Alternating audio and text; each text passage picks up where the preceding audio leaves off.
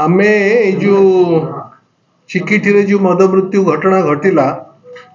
या पूर्वरु प्रथम दुईटी मृत्यु जेतबळे घटिथिला सेतबळे नवीन बाबूंकर निर्देश क्रमे एठी गोटे टीम आमर आगु पूर्वरु आसीथिला सित्रे आमर जिल्लार सभापति चाव बाबू चाव पटनायक महोदय थिले आम पूर्वतन विधायक विक्रम बाबू थिले निरंजन पुजारी पूर्वतन मंत्री नेतृत्व से टीम आसीथिला जो थरे पूर्वतन मंत्री उषा देवी मध्य थिले आमर एठिकार विधानसभा प्रार्थी श्रीरूप देव भी थिले से दिन जोड़िए मृत्यु घटना घटिथिला से दिन जेतबळे जो माने निजर जीवन सहित लड़ू थिले जो माने एमकेसीजी रे एडमिट हेथिले परवर्ती समय जेतबळे हमर डेलीगेशन जाइथिला एमकेसीजी को डाक्टर माने कहिले जे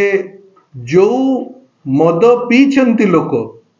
सेथिरे को केमिकल को विष भली पॉइजन दिया जाइछि ताकू आमे जदि जानंतु ताहले उचित ट्रीटमेंट हे पारंता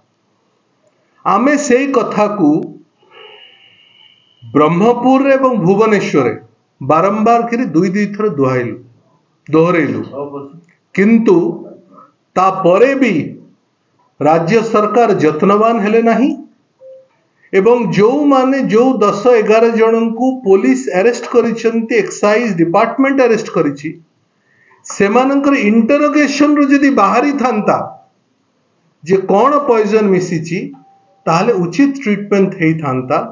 दुई मृत्यु रु बढ़ी करी 3-5 मृत्यु हेई न थांता 5 जनकर मृत्यु पाई संपूर्ण भावे सरकार दायी एवं सरकारंकर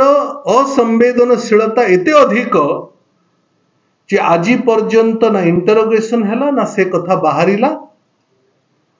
गोटे टंका मध्य ए पर्यंत राज्य सरकार कंपेन्सेशन घोषणा करले नाही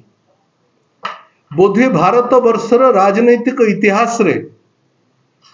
कौनसी मृत्यु रे अपमृत्यु रे को राज्य रे जदि एभली मृत्यु घटे से प्रदेश र सरकार कंपेन्सेशन घोषणा करिबो नाही ये बोधे चिकिटी प्रथम हला मोहन माझी सरकार संपूर्ण भाव रे एथिपाई दायी विधानसभा भितर जितबळे स्थानीय विधायक बारंबार करी विधानसभा रे विषय जितबळे चर्चा आलोचना हैला विधानसभा एडजर्न हैला सेतबळे मध्य गोटे पदटे कहिले नाही जे राज्य सरकार को आमे अनुरोध करूछु कंपेन्सेशन दिया जाओ बोली ये भली एते एते दुखदायक अवस्था ओडिसा रे पूर्वरु केबे हेई नथिला जेतबळे घटना घटिला सरकार कहिले आमे आरडीसी तदंत करिवु सरकार डिपार्टमेंट मंत्री मध्य आसिक एमकेसीजी रे जो माने ट्रीटमेंट होतले से मानको देखि करी गले सरकार तरफ एपर्यंत गांव को के आसी नांती मृत्यु वरण करिथिवा परिवार मानको भेटिले नाही आरडीसी तदंत करिवे बोली कहिले आजी पर्यंत नोटिफिकेशन हैला नाही आरडीसी तदंत दूरर कथा कहू पुलिस मध्य एपर्यंत ठीक भाव तदंत आरंभ करी नाही किंतु ये मध्य ओडिशार प्रथम करी आमे देखिलु जे राजनेता माने निजे निजे एनक्वायरी बसई देलेनी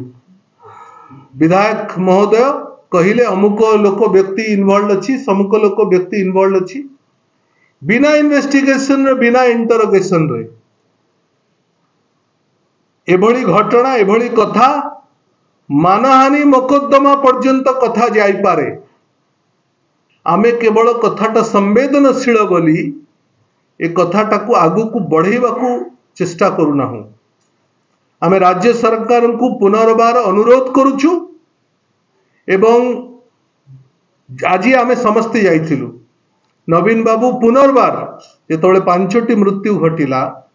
आज आमे जाइथिलु हमर विधानसभा प्रार्थी पारलाखेमुंडर विधायक तांकर नेतृत्व रे आमे समस्ते चाव पटनायक महोदय आमर विक्रम बाबू मु एवं आमर प्रार्थी श्रीरूप देव एठिकार चेयरमैन म्युनिसिपालिटी चेयरमैन समस्त वरिष्ठ नेतृवर्ग विजु जनता दल आम समस्त जाइलु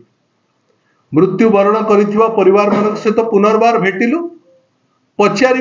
क्रॉस चेक करने सरकार कौन सी आर्थिक अनुदान घोषणा करिसेंती कि कौन सी सरकारी ऑफिसर आसिक एनक्वायरी करके जाइसेंती कि लेखापड़ा करके जाइसेंती